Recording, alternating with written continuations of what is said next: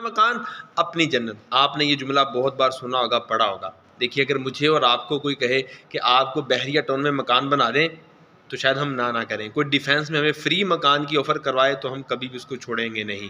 اس جگہ پر رہنا لوگوں کا خواب و لوگوں کی خواہش ہوتی ہے.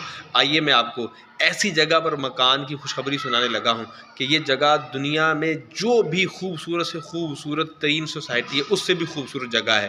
اور یہ فرمان ہے پیارے آقا علیہ الصلوۃ والسلام کا، اس کا خلاصہ ہے کہ جو لڑائی جھگڑا چھوڑ دے حالانکہ وہ حق پر ہو، اس کے لیے جنت کے درمیان ایک مکان بنایا جائے گا. دیکھیے دنیا کا مکان عارضی ہے، چلا جائے گا، فنا ہو جائے گا، یا ہم اس کو چھوڑ کر چلے جائیں گے. لیکن اگر جنت میں مکان مل جائے تو کیا بات ہے مدینے کی. تو آئیے اس مکان کو حاصل کرنے کے لیے نیت کر لیجئے کہ اگر ہم پہ کوئی ظلم کرے گا، اگر ہمارے ساتھ کوئی زیادتی کرے گا، اگر ہمیں کوئی دکھ دے گا تو اللہ کی رضا کے اس کو معاف کر دیں گے. چلا جھگڑا نہیں